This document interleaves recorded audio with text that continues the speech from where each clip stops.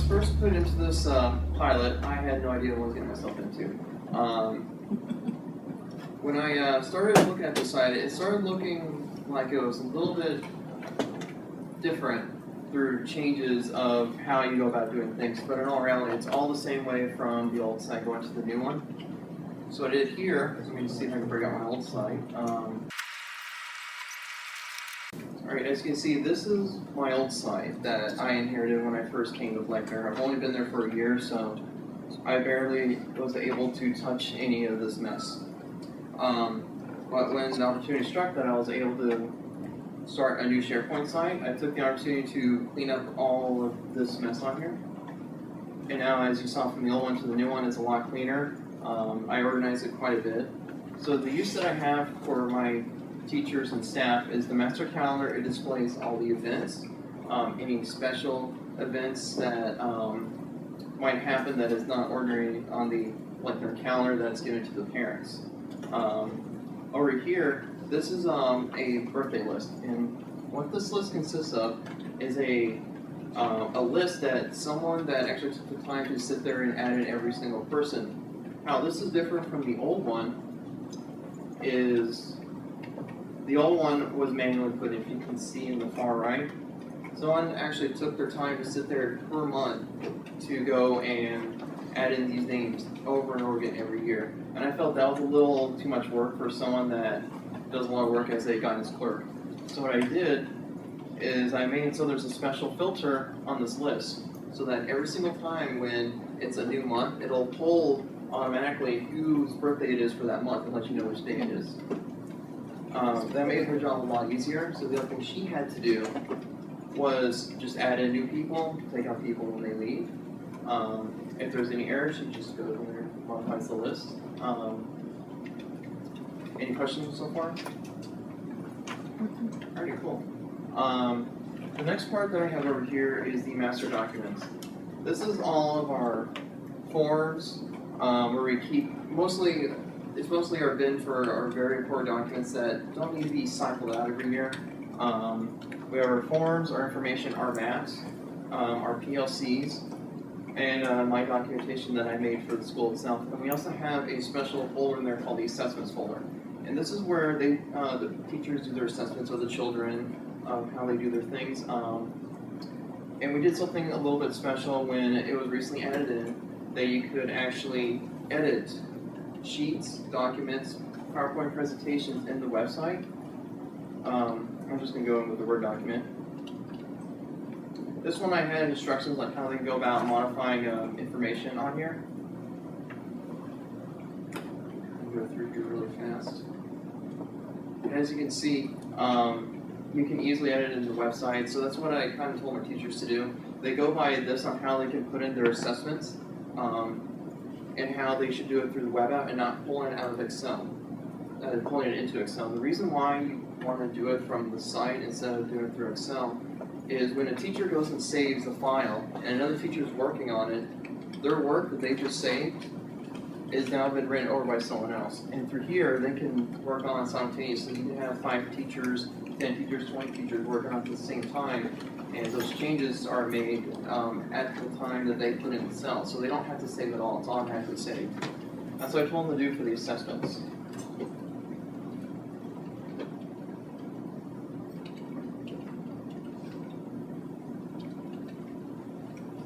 Alright, on the other page, from the old page, over on the far left, we had all these links to everything. This was moved over to being over where the master documents are. But the one thing that was pretty big was the quick links. These were all the links that they commonly go to at least more than 5 times. And I felt that having it on the side like that kind of took up a lot of clutter. So what I did is I made it into a drop down so that it's not on the side anymore. They can just go here at any time, look for what they need to get to, and click on the link and go to it. And the next part that I did is the curriculum area. This is the area that I took a lot of time making. The artwork on here is the work that I did in the free time I had at Blankner, which was a small amount. And each of these is a grade level. Each teacher has their own grade level where they can go and put in information and whatnot. on every single page. Hopefully it'll let me into it.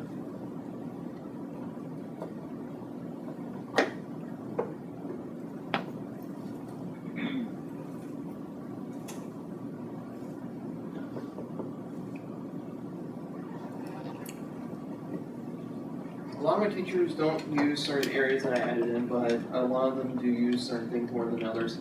This is where they upload the lesson plans. They originally did it by paper, and there was a need to switch from that to be more digital. It made it a lot easier and convenient for my principal to navigate through a teacher's file versus having to open a file cabinet full of lesson plans from the years before that have been organized. And here, as you can see, all my teachers for their grade levels are here. They have their own discussion area, and not a lot of people in kindergarten usually discuss things on the page itself. They just send emails to each other.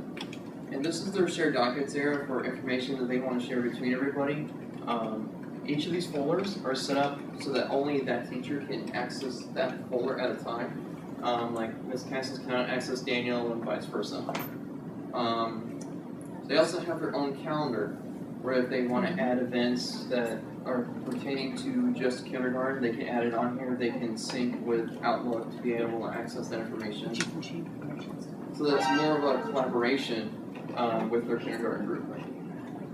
Can I ask you a question about the lesson plan folder? Yes. Did you come up with a naming convention, or did they come up with a naming convention for their lesson plans? I'm just curious about that. They just do it by dates. They don't. There's no special naming convention whatsoever because since they're organized by their last names, there's really no need to put in a special naming convention for that. I'll just empty and that's because that person left recently. This one looks a lot better. I just put the dates, but I did do week 1. Oh, they did do it. Okay. Some of them do. Some of them, I think, they spread around variously. They add in either week 1 or they put in like 1 dot, the month, the day, and the year.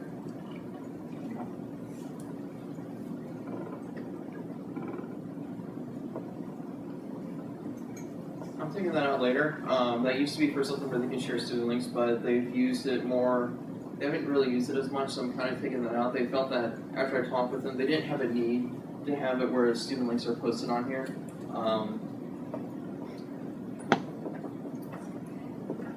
And at the moment, the check request page, what I did is I embedded the old ticketing system into the new one, so it kind of mixes in with it so that it's not a new page brought up, it's brought in within the page itself. So if they're done submitting a ticket to me, they can go on to the next page, or any page really from there. I'm going to be taking this out later. The phone list. The phone list I created myself. There is a dedicated person who contributes to the site. I'm the person who maintains it, adds new things. Their part is to add things in here, and this work is mine as well.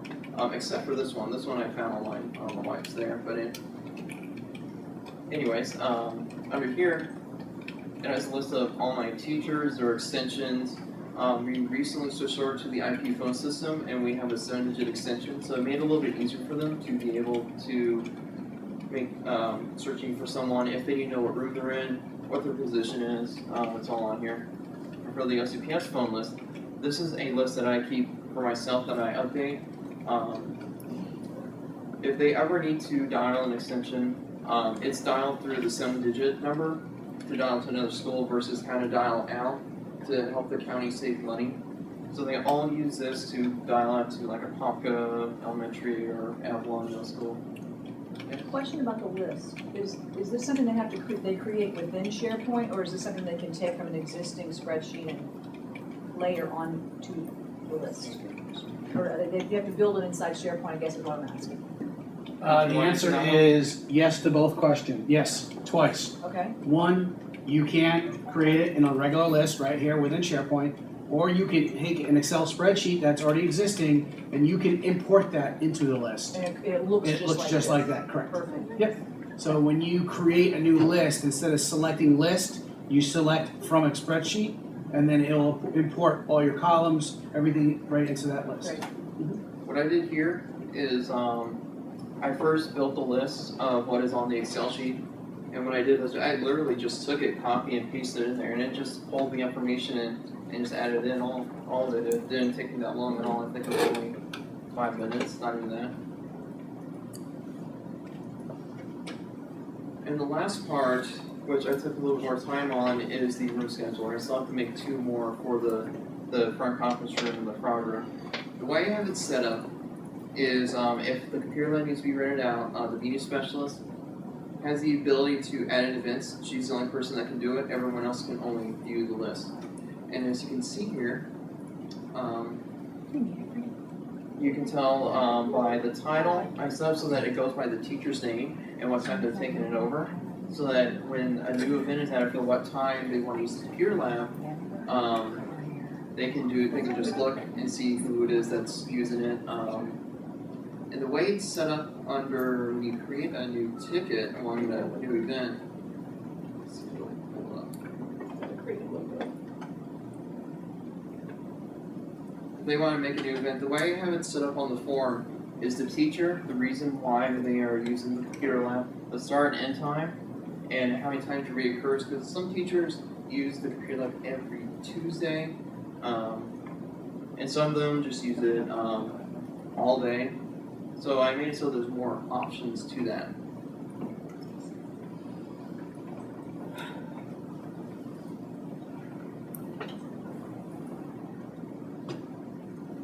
I do believe that is it.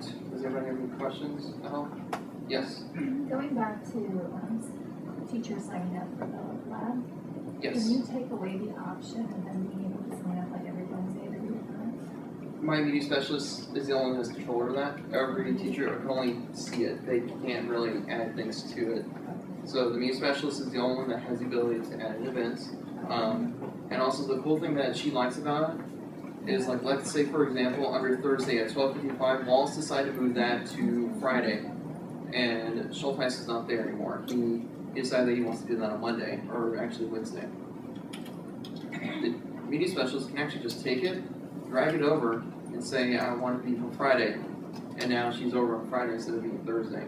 So they don't have to go in and modify the times at all. They can just drag and drop from the calendar itself. So if the classroom teacher looks on this calendar and decides they want to reserve whatever the resource is, they see if it's available, then they just email the media specialist and then she creates the event. Yep. It's a lot easier that way, so that some teachers don't plan events and they spend only half the time that they scheduled in the computer lab. And it makes it easier for the media specialist too, because a lot of people do call her. I've asked about the computer lab, and I felt that she was the one that should be in control of this list. And the other areas are a little bit different. The netbook cards, I changed the labels on them so that it'll show the time when they want the cards and what card number it is. We have 4 cards, 3 of them are out for rental, and when a teacher looks at it and they say, well, I need a card for Friday, well, it looks like since we have 3 that are for rental, 1 and 3 are available, but 2 is not.